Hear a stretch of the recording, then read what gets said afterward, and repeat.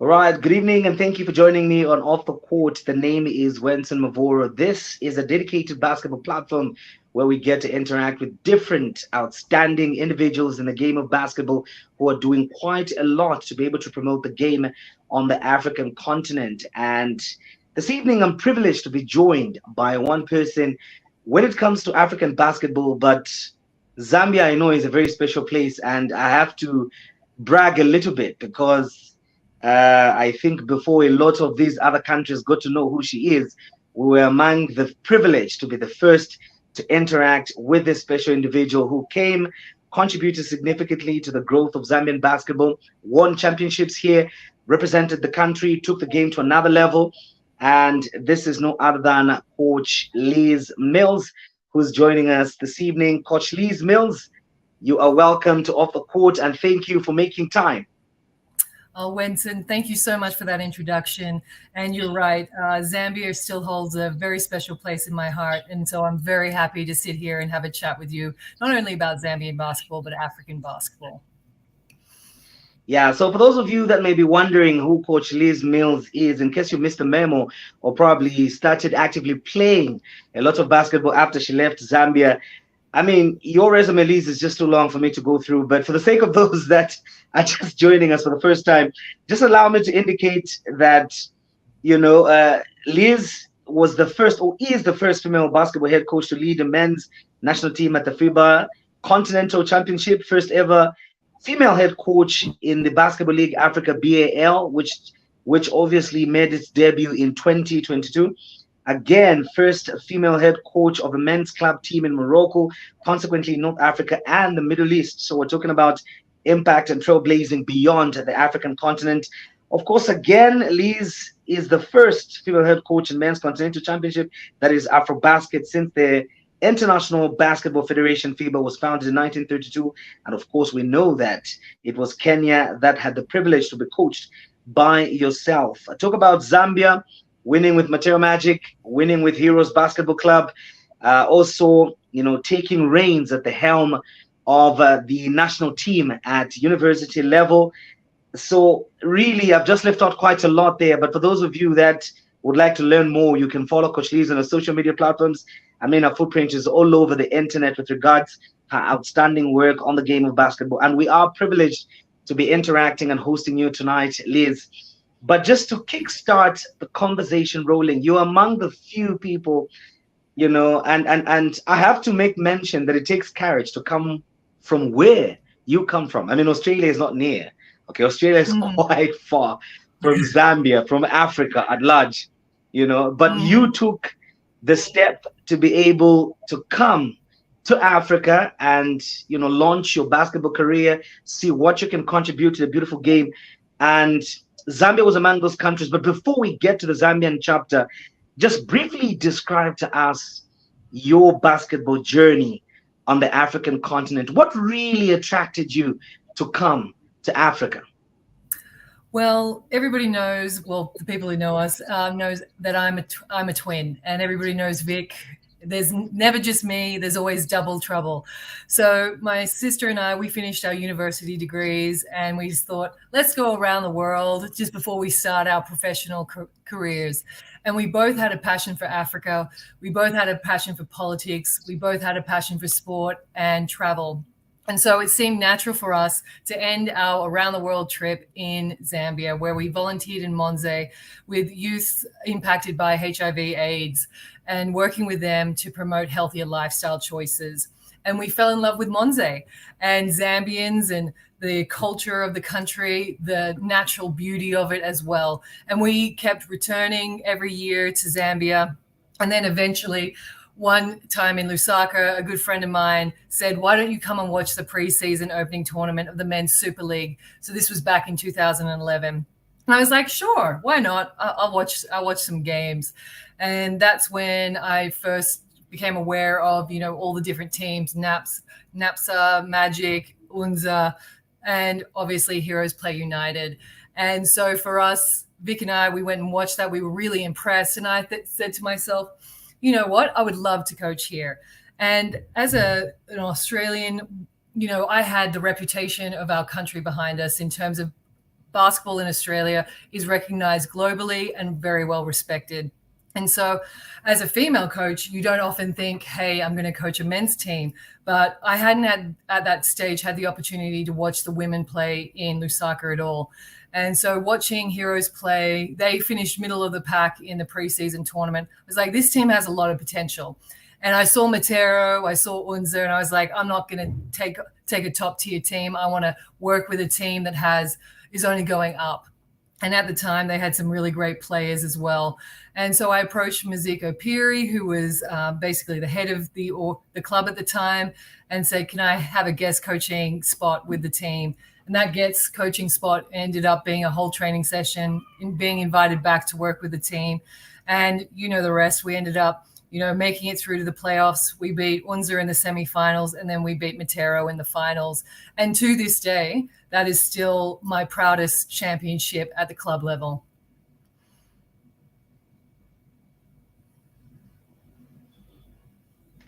Being able to beat Unza Pesas, when you talk about those two teams and Zambian basketball, obviously, indeed, it took a lot of work and just proves, the caliber and the quality of the coaching that you bring to the table.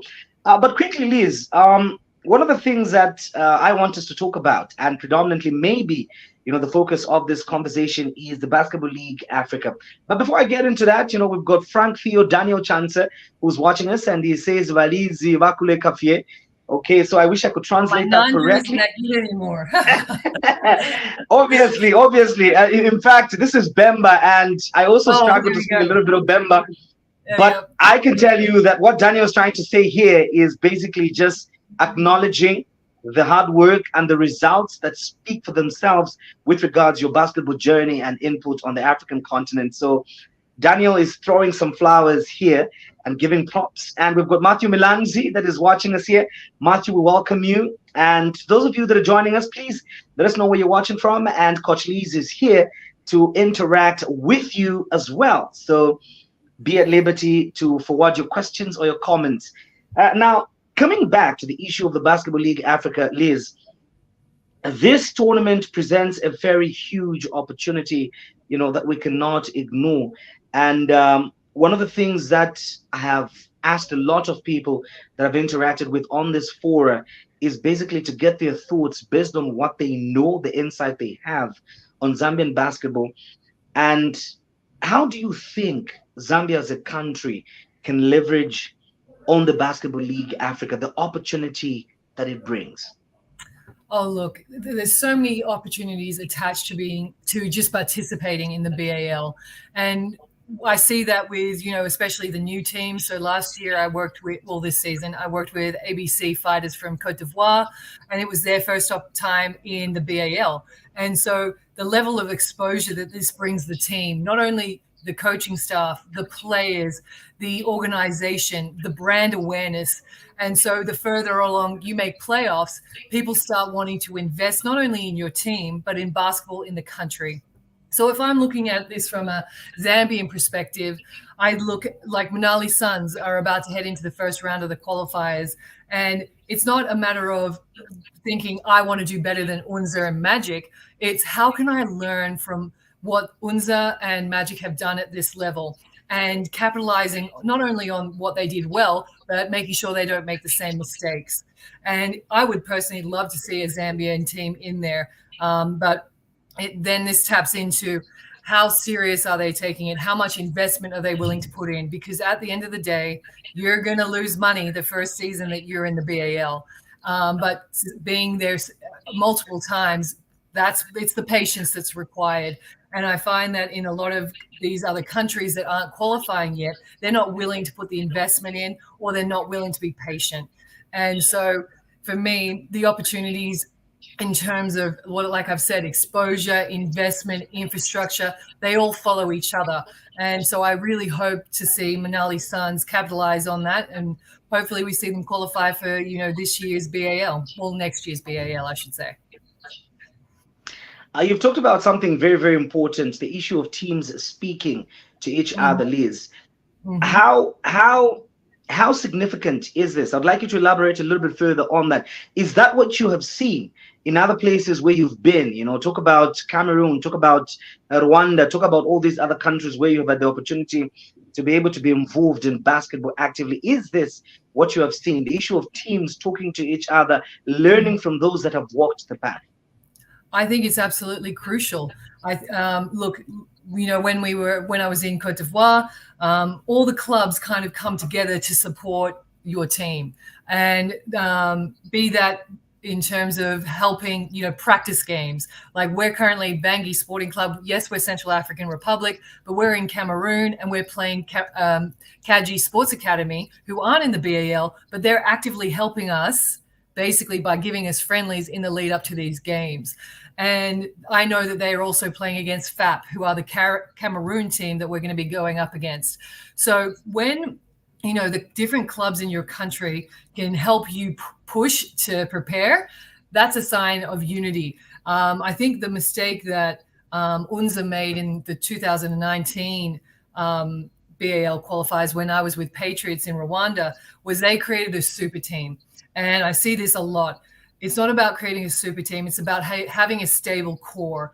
And that's your club. Sure, you can add maybe one or two external players, but you can't basically bring in 5 or 6 new local players plus imports and then expect your team to, magically gel. And so I think it's about helping other clubs, helping Manali get their preparation. You might take 1 or 2 players from, Matera, UNZA, whatever, Looters, Buffaloes, and then you keep the core together, because that's how you won the domestic league. So if you can win the domestic league with those players, then you add a couple more, you add your imports, and then you've got a solid foundation. Then you go and practice against other club teams to help you elevate for what's to come. Interesting point that you raise, Liz, over there. The issue of maintaining the core and making sure that the imports are only coming to support the core. We'll get to that later on, but we've got people joining us right now. Chenda Sichuvula, another basketball legend, watching us here and following keenly the conversation. Thank you very much, Chenda. And you've got Nordi Mulenga, who says she proved to be a great coach, wishing you the very best. So here are some of the people that are testifying to your, of course, basketball, ingenuity. We've got Joseph C. Peary, who is calling on other people to come through and actually get to be part and parcel of this conversation. Thank you very much, Joseph. Liz, you've mentioned something very, very important, making sure that you keep the core together. Now, there have been debates with regards the issue of even supplementing, for example, at coaching level. Matera Magic did have somebody that came from elsewhere to be able to join the technical bench. And this is something that I'd like to tap your mind on. Is this something that teams should be accommodative of, or maybe at team level, coaches, or maybe how can coaches begin to prepare for this challenge? I mean, you have been there, you have succeeded, gone to a team that was not anywhere near, had them qualify, had them compete. How can coaches prepare, and what's your take on bringing other coaches, say, just joining the team at the tournament itself? Look, for me, it's very dependent on the availability of your players, how good your core is. Fundamentally, to win the BAL, you need 3 things. You need, most important, great domestic players. So if you don't have good local players, you're never going to win the BAL. You look at Monastir, you look at Zamalek, you look at Ahali, all 3 championship teams of the BAL so far. And what do you notice? All their domestic local players are national team players. Then you go and get your great imports, four imports, and then most importantly, defense. But when it comes to putting this all together, it doesn't matter if you're not going to prepare properly. And so what's great about Bangui Sporting Club, who I'm currently with, we've been in Cameroon for 2 weeks prior to our games, and we've had 2 training sessions a day. We've had friendlies. We've been doing off-court, film, scouting. And so when you know that you can prepare a team well like that, everything else on game day kind of just comes into its own. But if you don't have that preparation and you don't have time as a coach to get to know your players, to get to know your lineups, to help them feel confident, then really you're wasting your time. There's so many teams, for example, that I know put their hand in for BAL, and then suddenly, they arrive 2 days before the tournament. They have one practice session and they expect to win. Teams are gearing up. Teams are preparing like I've never seen before. And the standard, just even in the BAL qualifiers, from 2019, it's cutthroat. You better prepare well. You better have strong rosters, and you better have a great coaching staff. And look, I know the coaches in Zambia, and the coach from Manali. I think at the end of the day, there's never any shame in saying I need more help, and especially at the BAL level. I've brought in an American coach who's a specialist in defense. I have absolutely no problem handing him the reins of our defense. Only confident coaches have no problem working with other coaches. And so for me, it's building a great coaching staff, understanding what your strengths and weaknesses are, and making sure your assistant coaches fill those gaps. And then having a great support staff. We're so lucky here. I've never been at a club that has such a great support system. We've got great social media people, TM, GMs. We've got physios, doctors, strength and conditioning people. And above all, it starts at the top. Cyril Domingo is easily the best club president I've ever worked for in the 12 years I've been on the continent. And when attitude reflects leadership, and he hasn't cut corners, he's invested, he's built this club from the ground up. And so it's an absolute privilege to be able to coach his team. And I hope that, a Zambian team can look at Bangui and go, okay, what's the blueprint?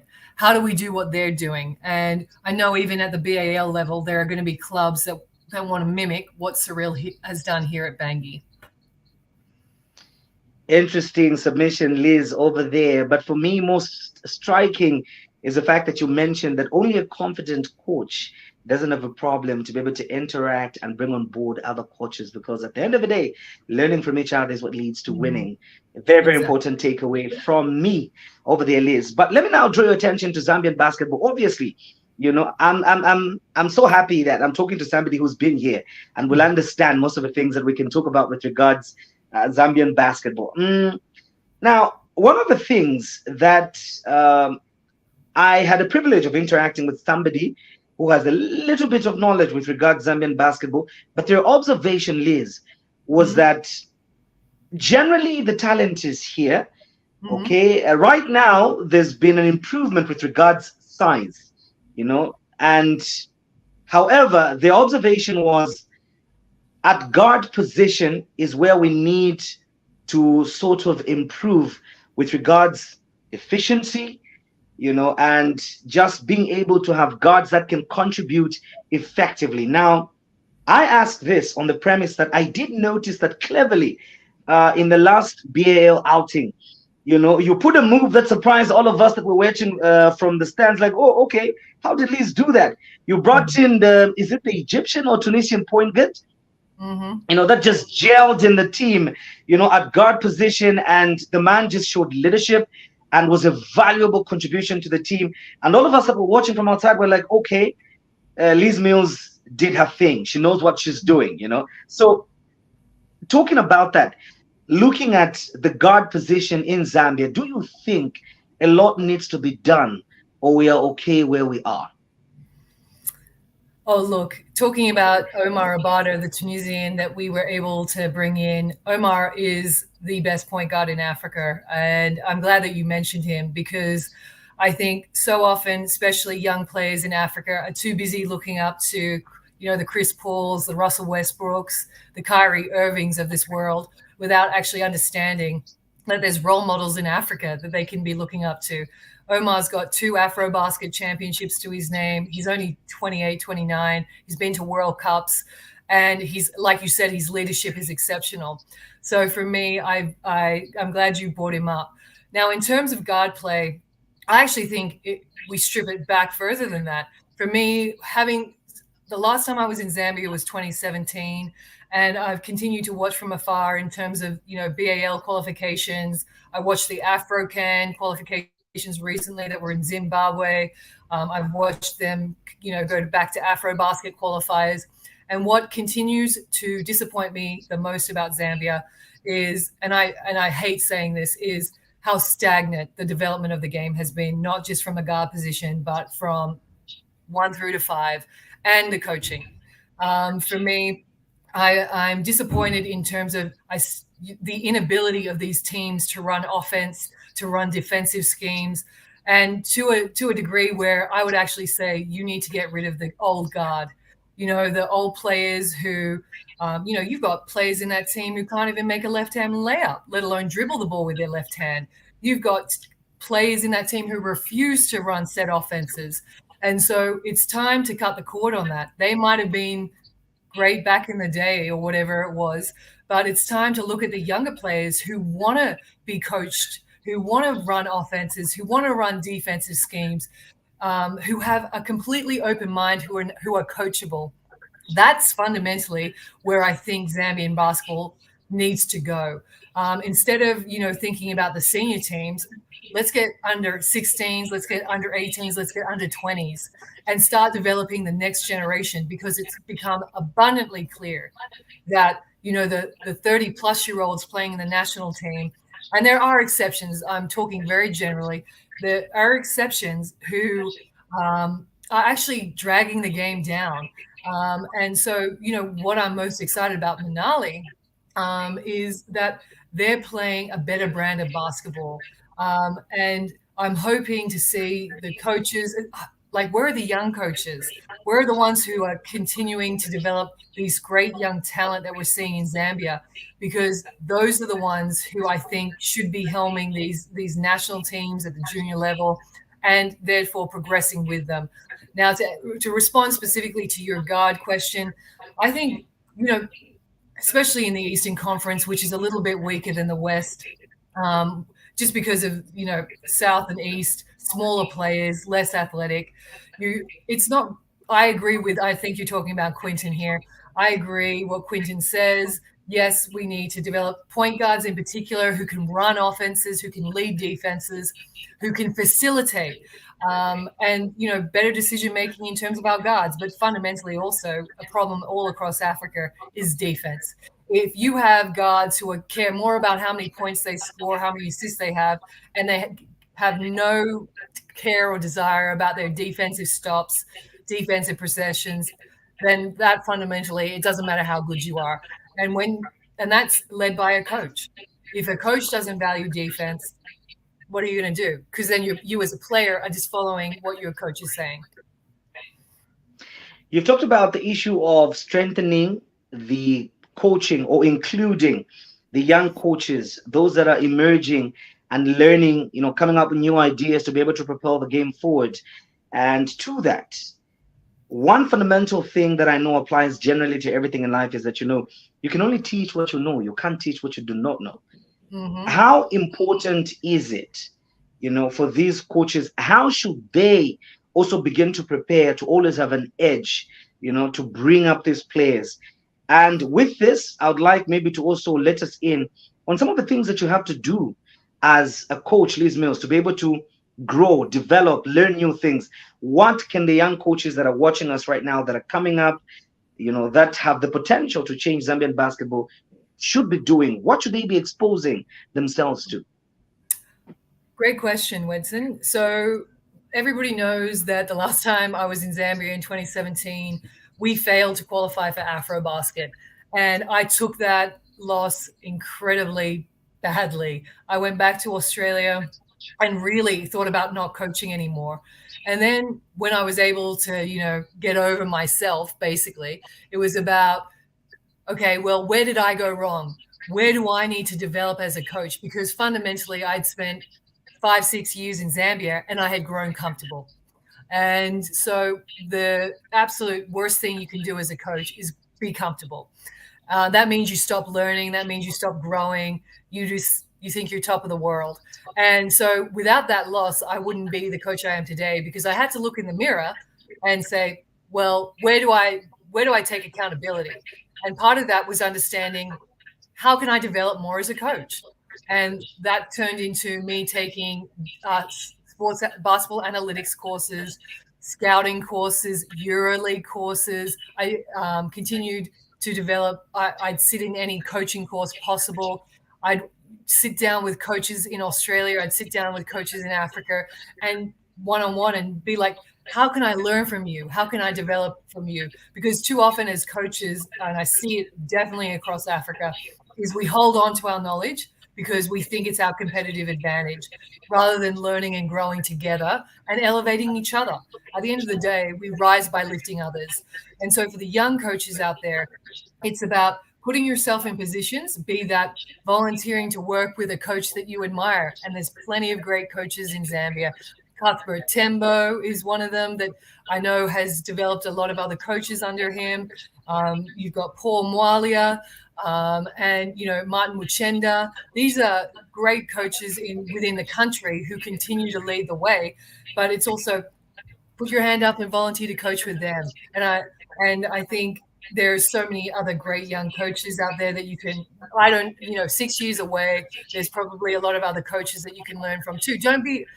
What's the worst thing a coach can say to you? No, that's fine. Move on, find another coach, attend sessions, go to practices. And what's the harm in coaching your first team? You've got to put your hand up at some stage, but you've got to continuously learn and have a growth mindset. All right, interesting there. So we've got Cook with Guya, who's joining us all the way from YouTube and is saying hi. So hello over there, and thank you for joining us. And here, Liz, I'll draw you a little bit back just in case there is something that probably maybe you left out when we talked about player development. So Frank Theo Daniel Chanza says that, what specifically do you think Zambian players can learn from the other players that you've had the privilege to interact with? You mentioned quite some great names, talk about US Monastir, the 42-year-old gentleman, I always forget his name, such a veteran, Yeah. Exactly, he gets you thinking like, okay, how is he doing that? At 42 years old, you've had the privilege. There's that guy that you brought in from Kenya, from your last BAL outing, another extraordinary player. Exactly. Tyler, is it Tyler Ongwe? Yes. Exactly, and another phenomenal player, and there are all these names that you've had the privilege to interact with, Liz Mills, see them work, put in work. What is it that you can tell Zambian players having interacted with such high caliber players?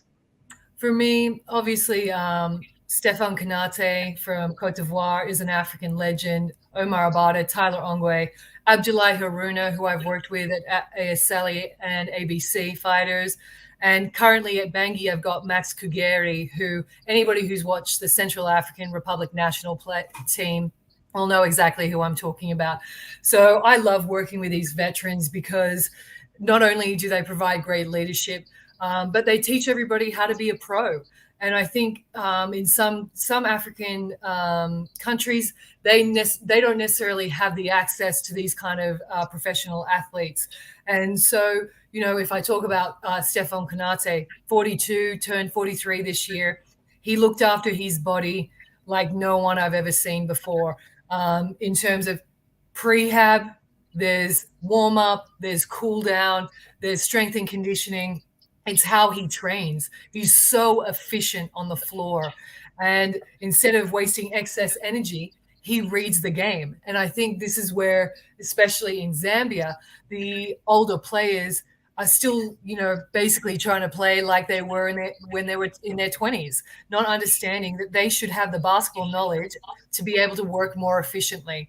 And I think specifically in Zambia, and look, having not been there for the last couple of years, understanding, the nutrition that's involved, the mental preparation involved, are they doing the scouting? Are they doing the film? Are they, doing the strength and conditioning? Are they doing prehab? Are they doing rehab? All these things are, at the end of the day, are crucial to success, especially for longevity. And fundamentally, these players are coachable. And, Stefan Konate in particular, 8 Afro-Basket. He's been to 8 Afro-Baskets. And, here I am, I'm like 8 years younger than him, and he's listening to what I have to say. And so when you have a veteran leader like that, it just makes your job as a coach so easy. Interesting submission over there, Liz. And the other thing that I'd like to draw your attention to right now is when we talk about, the lessons that you've seen across Africa and, coming back to Zambia, some of the prominent things that you have seen. Let me also find out this from you. A lot of African leagues right now are still amateur, some of them, semi-professional. And what differences have you seen, with these other leagues that you've been to? Are they more organized than Zambia? Are they amateur as well? But what is it that they're doing different to be able to improve the game at large? Well, look, I've seen both ends of the spectrum. Morocco and Cote d'Ivoire have a very well established league, and then I've seen something like Kenya, which is stop-start. They've got a Ministry of Sport injunction at the moment where they've got some teams playing, they have other teams not playing. So I've seen, how to do things properly and how not to. And I've got to say, the fact that Zambia runs a league that goes for 9 months every year. There's very few times other than, NASDAQ is booked or ZAMSH or whatever, and there's, lack of facilities. But Zambia has always had a league ever since I've been there in 2011. I think in terms of how to improve it, investment and the development of local coaches, they can't, and the investment, not only when I say, I don't mean just in the players, but in the coaches, in the support staff, so that you can start to build a more professional club. And so when players don't have to work, 2 other jobs and they can have basketball as a priority, you're going to see a better performance. And obviously, you can't go from 0 to 100. It's a process. But when you have administration of a club, and like I'm using Bangui as an example, all the players are paid, all the uniforms are supplied, transport is looked after, accommodation is looked after. And when you can get a club at that level and, you've got presidents of the club and board members who are actually invested, they're not there just to say, hey, I run a club and look at me, who actually care about their players, who care about their coaches. That's all going to create an environment where the basketball can actually flourish, because you're not worried about players who can't get to practice. You're not worried about players who can't, don't have proper insurance. And so if they get injured, how are they going to get rehab? And so when you put the proper infrastructure and system in place, you're going to see basketball develop further. And so for me, you can't just have a couple of teams in the league have that. You need 10 strong teams in the league. When you have a better domestic competition, it raises the standard for everybody. And that's when you're going to see, the best team out of Zambia is going to be able to qualify for the BAL. So when you talk about some of the incentives and amenities that a team like where you are at currently has, are these largely a function of the team's effort, or the federation also plays a role in creating an atmosphere that makes it possible for teams to be able to secure this support either from government or the private sector? Well, look, like I said, there's always different situations. And for us, it's very much support from, yes, Federation and the Ministry of Sport, but actually it's private sponsorship. Our club president has done an amazing job raising money, not only and investing his own money, but creating sponsorship opportunities for this team. But let's look at Zambia, for example, ZBF, being able to provide a excellent league for all these clubs starts with them, and it starts with the Minister of Sport. And as you and I both know, without getting too into it, we know that's not necessarily the case. So it's up to actually clubs to find private investors. And unfortunately, a lot of investors have been burnt in Zambia, mismanagement of funds. And so you're looking at how can you create clubs, and that might mean turning over your entire board, bringing in new presidents, so that you can start building trust with those businesses that maybe had turned away from Zambian basketball. Interesting there. Now, we've talked about Central African Republic for quite some time now, and I know that it will remain largely your reference point. But Mhm. let me draw your attention to where you've been. We're talking about Rwanda. If I remember Rwanda correctly, I mean, I didn't know anything about Rwanda when it comes to basketball. Okay, if you talk about Kenya, yes, I knew a little bit about Kenya, but there are those usual names on the African continent when you talk about basketball. It's Angola, it's West Africa, Senegal, Ivory Coast, Cameroon, and up north, you're talking about Egypt, Tunisia, and all these guys. But Rwanda for me was a little bit of an interesting case because for me, it was like a country just came from nowhere, like boom, they're doing better on the Basketball League Africa than countries Zambia. I know South Africa is doing well with the Cape Town Tigers and all that. But if you compared South Africa again with Rwanda, you'd expect South Africa to be way ahead, possibly competing with, say, the North or the West. What Not really at can all. we learn? Not at Okay, so all. so what can we learn? What can we learn from? What is the story about Rwanda? Well, let me first tackle your last statement because there's no way that South Africa is competing with the North. South Africa is such a mess, unfortunately, in terms of, South African Basketball Federation, the private BNL, the fact that, Cape Town Tigers is 3 years old. They've got a lot of development to do. So I am not surprised at all that we see, you know, Cape Town got killed in the BAL conference games and they got beaten by 30 in the quarters. So, you better pick a better reference point. So in terms of Rwanda, I would say, look, I was surprised too when I went in 2019 to work with Patriots for the qualifiers, just to be in country and having understood their history and their background. I was amazed at how unified they were. And it all starts with the president. And you mentioned Angola. Remember when the president of Angola loved basketball? And that was the heyday of Angolan basketball, 13 Afro-Basket championships. And the president, Paul Kagame, has done the same thing. He has strongly invested in basketball, not only at the grassroots level, which is absolutely pivotal, but also in their senior leagues and in the national teams. And it goes without saying, infrastructure. There is a beautiful arena in Kigali, as well as he's developed other courts as well, because there's no point just having one court. So when you have a president of your country that is all about promoting and using sport for development, that's a positive sign. And that has meant that investors have come in from all around the world to not only invest in Patriots, in Reg, in APR, who just won the league, but also in the other clubs in Rwanda. People want to be part of a growing domestic league. And I think when you make it an attractive market and an attractive product, people want to put their money into it. And you're seeing not only Rwandans invest, but Americans, Europeans. And so it starts with Paul Kagame, and then they've got a great federation, very well organized. They want to host, they want to put their country on display. They want to get as much exposure as possible. And they've got clear plans, strategic plans, not only in the short term, but in the long term. I think those two things are critical. Having the country president, having a strong federation, that's really encouraged the development of the league there. And, you can see the crowds at the game. APR versus Reg in the finals was amazing.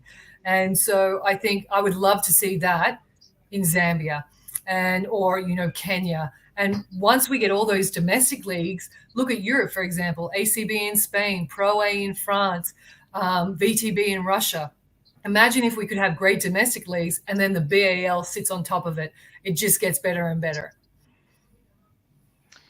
Interesting there, Liz. Interesting. Now, again, I want to draw your attention to, what we see happening within West Africa. I mean, they've produced extraordinary players. Talk about Cameroon and Joel Embiid, the reigning MVP of the, most attractive league in the world. I don't want to go into the debate of the World Championship and whatever. But I mean, it is every player's dream to have an opportunity to go and play and compete in the NBA. We've got, Luke Mbamote, we've got all these guys that come from, talk about Nigeria, talk about Senegal, talk about Cameroon. We've got all these guys that are playing in the NBA that are being produced, but predominantly we've seen that it's West Africa that is managing to produce this talent. Now, I know earlier on you touched on the issue of developing the grassroots and structure and everything, but I just wanted you, I just want you to speak a little bit about that. What is so different about that region? Angola has won more championships at continental level than West African teams. But when it comes to developing that talent that goes to shine out there, West Africans are miles ahead of us. And I know that, the North Tunisia, had also, has had produced some players that have had stints in the NBA. Talk about, that 7-2 forward. I've just forgotten his name again. It's Mejri. Good. Mejri with the Dallas Mavericks and, all the other places where, he played. So what really is it that West Africa is doing? And by the way, some of those countries don't have stable political environments such as we have down south. Yeah. Well, yeah, you raise a really good point. I think fundamentally, in what I've noticed in French-speaking African countries or the West African countries, is that there's football and then there's basketball. And there's very little, like there might be handball or volleyball, but basketball's the next sport. You go to those English-speaking countries in the East and the South, and what do you see? You see netball, football, basketball, volleyball, and the list goes on. So I think the fact that they've concentrated specifically on those two sports has helped them. Also, you look at Senegal, for example, you've got the Seed Academy, then you've got the NBA Academy. In Cameroon, you had the academies here as well. So they've made a concerted effort to develop players from a young age that I haven't really seen in the East or the South. There's a lot of not-for-profits, there's a lot of youth leagues, but there's no serious academies that are thinking long-term and it comes down to body structure. You look at the Cameroon, you look at the Senegalese, you look at Nigeria. What does their bodies look like? They are tall, they're strong, and you don't necessarily. And then you look at South Sudan, who recently had great success at the World Cup. The average height for a man in South Sudan is 6'6". The average height for a woman is 6'3". So, and I think in Zambia, you look at the average height, it might be 5'10" for a man, 5'2" for a woman. So it's just different body types. And obviously what we see in the West and in South Sudan is the perfect prototype for a basketball player. Long, athletic, tall, and to, Joel Embiid, strong. So I think that's just nature and there's not much you can do about that. But in terms of developing young players, I think the East and the South could learn a lot in terms of the academies. For example, Gorgui Dieng came out of Seed Academy. You're going to see Carmen Malouch from South Sudan. He came out of the NBA Academy. So having these academies that bring in these players, not only at 16, 15, that age group, but 10, 11, 12, and starting to develop them from that age, I think could be how the South and the East close the gap. Interesting there. Now, you talk about something very important, the development of academies. And in Zambia at the moment, I can take this opportunity to update you. We've seen quite a lot of emergence of academies, that are being run by different individuals within the basketball fraternity. And my question, though, has been, to what extent, shouldn't there be order when we're running these academies? Because what I see is, I can just wake up today and start training kids and post on Instagram and post on Facebook. And so to what extent are these academies regulated by the federation in some of the places maybe that you've highlighted? Shouldn't the federation be able to provide oversight, say, understand the goals of these academies, put them in check, and see to and follow keenly what they're doing? I literally could not agree with you more. I've seen so many academies pop up, and generally male coaches, because 99% of coaches are men. He could have rolled out of bed and thought, I'm going to coach today. So it really, there has to be a system in place. So for the NBA Academy, obviously that's answerable to the NBA Global Academy. So there's a system in place, and it's run in conjunction with the Senegalese Federation. Seed Academy was different in that it was privately, or it went through a private system, but a lot of their players ended up playing for the Senegalese national team or went on to play in the NBA. So there's loose relationships, but there is still a system in place where, one talks to the other, and the federation is still up in partnership with them. They don't necessarily, the federation doesn't oversee the NBA Academy or Seed Academy, but if we're looking at Zambia in particular, is there a junior NBA league in Zambia yet? I'm not sure. Nope. There is. So that would be your first port of call. How does the Zambian Federation tap into those junior NBA opportunities and start from there? Or how do we get more FIBA? Like OYDC could easily host a FIBA youth camp. And so it's developing the better relationships, not only in our federation, but with FIBA Africa, with NBA Africa, so that Zambia can start developing certified academies where we can start funneling the best possible talent that Zambia has to offer and working them up until we can send them to the G League. We could send them to a Division I school, except, or, there's the BAL eventually. We don't necessarily want to export our talent in Africa. In, 10 to 15 years, we want to keep our talent here in the league. Interesting remark there. And going to our comment section, Liz, we've got Keke Mwanza Chama, who agrees with you on the point of accountability. And she says it is the key. And she submits that as long as we don't have accountability, we will keep on struggling as the basketball community. We've got Ricky Junior Nkausu, another coach there who's watching us. It's great to see young coaches watching us. And I hope he heard you when you talked about the issue of personal investment in learning and become better at coaching. Ricky, that's a challenge to you. We've got Neo Annie Nambela who's watching us as well. Thank you very much, Neo Annie. We welcome you. Now, Liz, let's talk about something very, very interesting, a conversation that has been topical for the longest of time. It is a perennial point of various speeches I've heard, and this is the issue of gender inclusion in sports. And from this, I would like to find out, first of all, when we talk about, you come from Australia, a country that does very well when it comes to sports. Talk about football and all these others. We have seen Australia relatively fare very well. What have you noticed with regards gender inclusion between your stay in Africa and Australia? Well, definitely, I know without doubt that I would never have the same opportunities that I've had in Africa in Australia. So I will forever be in debt, first and foremost, to Zambia, who gave me the opportunity, and to the clubs and national teams that I've worked with since. To this day, I still only know 2 other coaches working with men's national teams. And I know that if I had stayed in Australia, I most definitely would never have coached the national team. I would never be coaching in the men's NBL, which is their national league there.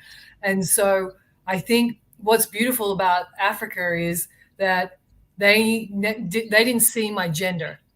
Or maybe I'm just really lucky with the teams that I've worked with. I walked into that first Heroes Play United practice, and everybody's obviously nervous. You're a new coach.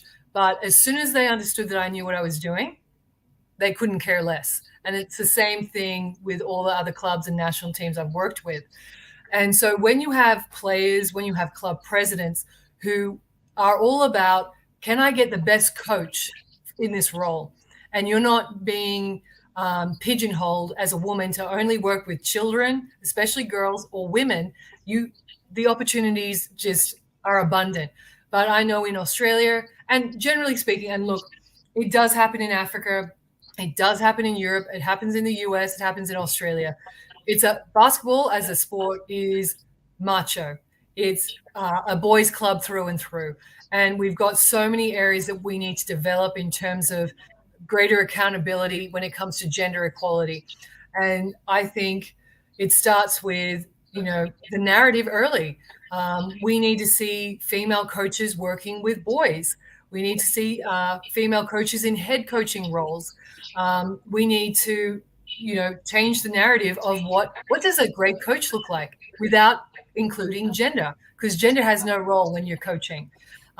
So look, it is so multifaceted. We could literally spend an hour talking about it, but I think what is great is I love that Africa is leading the way with regards to inclusion of female coaches. Dakar University, when I was with Sally, had a female assistant coach.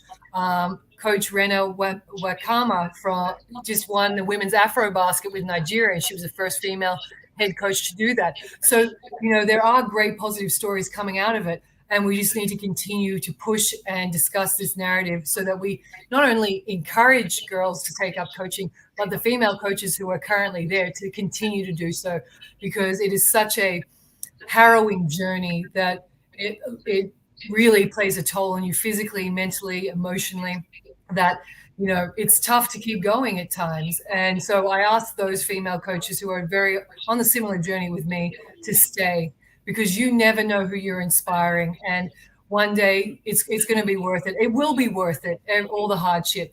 And I thank you for everything that you do as well in part of the push to create gender equality in our sport. Thank you very much there, Coach Liz. And we've got John Waitola watching us. I hope you can remember John. Oh, I remember John. Okay, so John is watching us as well. Now, Ricky says something very interesting here. He says, after having heard you share a few things, joined him a little bit late, but Ricky says he would like you to come to Zambia for a workshop. So I think this is something that the Federation should look into, and possibly, I'll leave that for your consideration. But still on the issue of gender, inclusion, Liz, I know that culture is a very big thing, on the continent, and different places that, you go to observe different cultural practices. And if we're going to be honest, when it comes to inclusion, to some extent, certain cultures have been impediments. How have you managed to navigate your way, past some of these cultural, religious impediments that come with the issue of, just people seeing a woman being the head coach, anything to do with a woman being head in some cultures is unheard of. How have you navigated such challenges?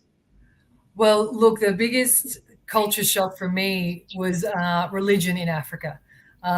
Just how deeply entrenched it is and how greatly it impacts the role of women in the societies across the continent. And so, like you just hinted at, basically, having been in Morocco, which was my first Muslim country, having been in Zambia, heavily Christian, now, Central Africa and Cote d'Ivoire, 50-50 Muslim, Christian. It's about being able to be respectful, but also, using my platform as an opportunity to educate and changing people's perspective. Until you see it, you don't believe it. And so being able to be a visible role model, having, discussions with people about, well, why do you think that? And challenging them to open their mind into, well, what does a leader look like? And why does gender play a role in that? And also being respectful of where people are coming from and what their beliefs are. And I think the beautiful thing was when I went to Morocco, I was very like, oh, okay. Because, propaganda plays a big role in the West in terms of, North Africa and the Middle East. And so I was pleasantly surprised at how well I was embraced by the men and the women there. And so it's more so like, for example, I would never be able to coach in Egypt at the moment on the men's side, or I couldn't coach in Saudi Arabia. So there still are, frontiers that haven't been broken yet. But I hope, due to the Global Women in Basketball Coaching Network, I start hearing stories about women coaching in the Middle East, women coaching in North Africa, and, we're chipping away. And it's not a matter of ever being disrespectful or not understanding a country's history. I always make sure, no matter where I'm going, I'm very well versed in a country's history, their culture, their religion. And if you show respect, respect is often shown to you. And that's how you create dialogue. Interesting there. Shula Chanda, who is watching us via Facebook, who's a Laker fan like me, says, amazing coaching career over there. And we've got Neil Annie, who says, as Coach Neil, thank you for the motivation. I won't give up. Okay. So then Frank Fio again comes back and raises something very, very important. And I think this is something also that maybe you can weigh in on. The issue of if you look at the people that sometimes we entrust responsibility to run the federations, to run the teams themselves, to be actively involved in sports leadership, some of them unfortunately may not get qualified. Some of them unfortunately may not have exposure with regards education bordering on sports administration. How important is professional sports administrators going forward to be able to achieve some of the things that you highlighted, such as having a strong federation, such as having strong structures at club level? Great question and great insight. I totally agree. I remember back in 2008, 2011 in Zambia, and people would be like, what's your degree in? And I would say sports science and sports management. And people looked at me like, what are you talking about? And so that's across the continent as well. And so what I've been pleasantly surprised to see over the last decade is the development of sport management degrees, the development of sports science degrees. The industry of sport in general has continued to grow and grow.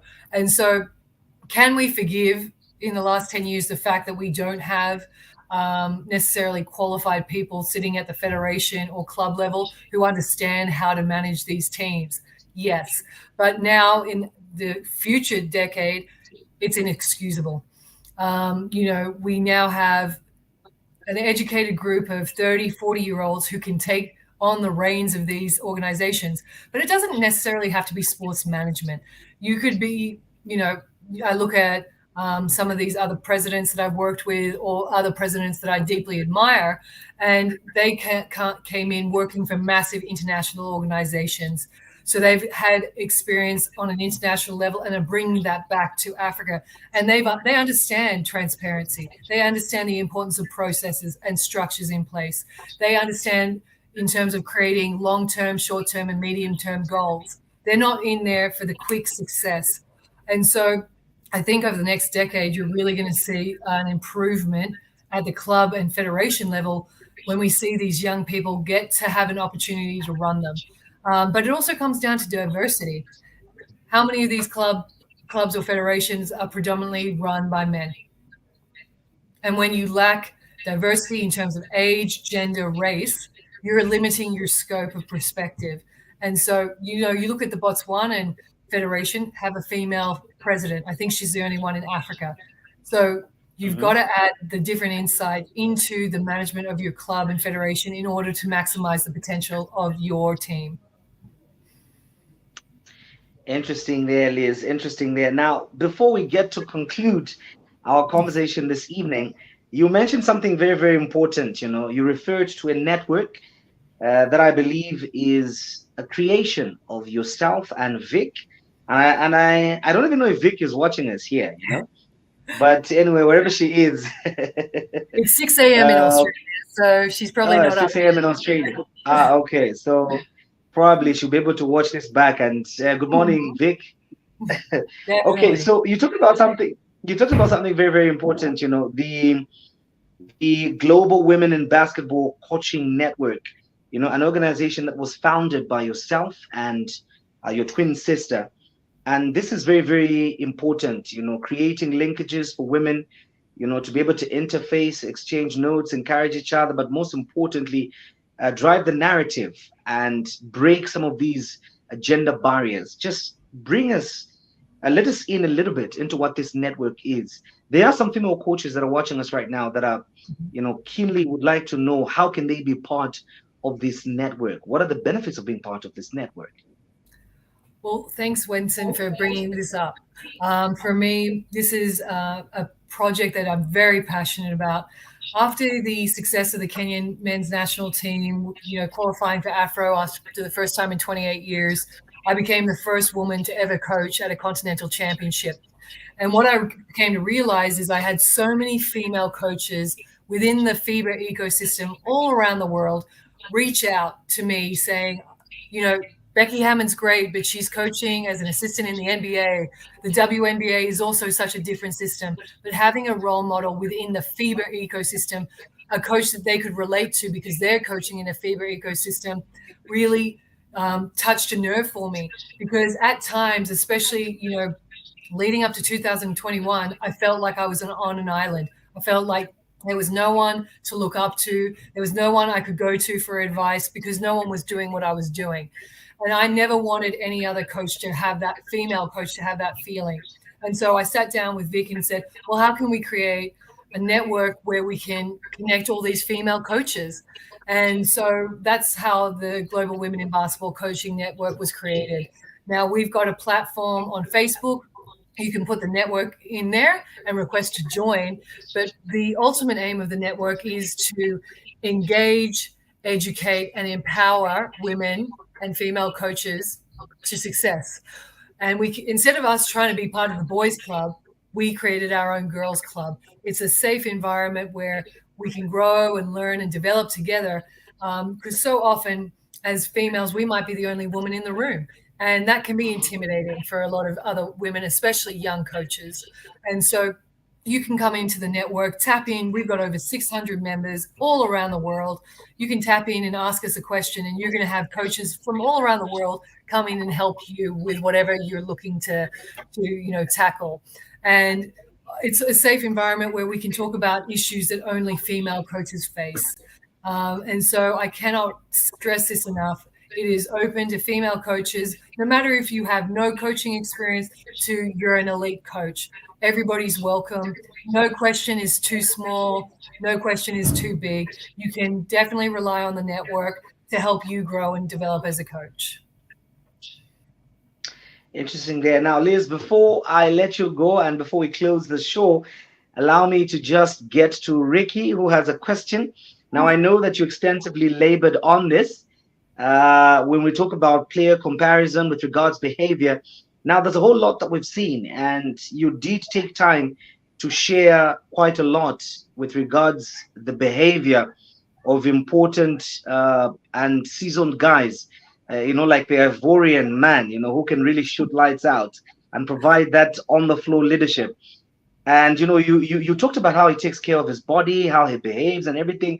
But you've been in Zambia, and this is something that if you came to a basketball game, you will see, players that, when they're not playing on that particular day, they'll be indulging in alcohol and all these other things that they'll be doing, and Ricky here is saying, what would you say about the behavior of Zambian players?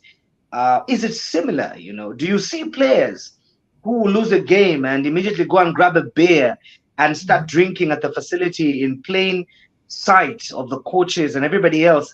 Is this thing that you see in countries perhaps that don't have an extremely pro league, or maybe countries that are at the level where we are with regards to the status of the league?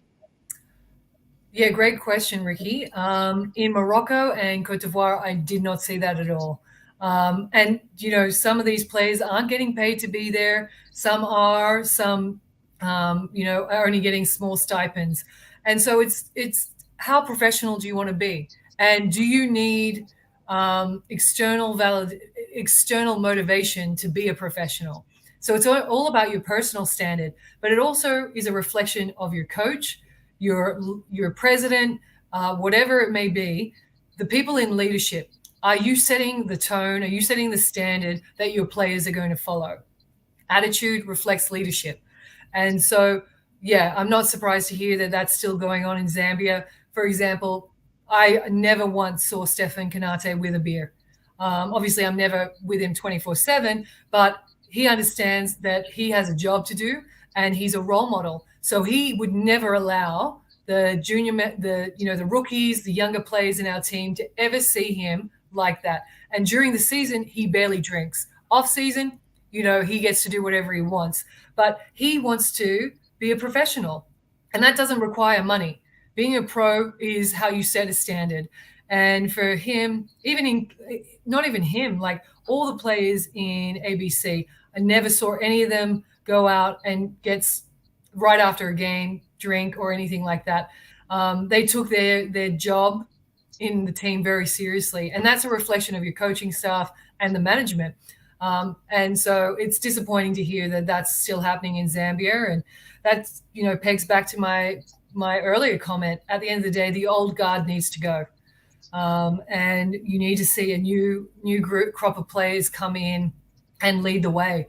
It's tough, and it's hard to let go of some of the. And I'm not saying sweep away all the veterans. Leadership is important and experience is important, but it's about selection of those people. I have cut players who are extremely talented, but have poor behavior. And at the end of the day, nothing is worth having a player like that in your team. And that's pretty much where I stand on that. Talent only takes you so far. Behavior sets the standard.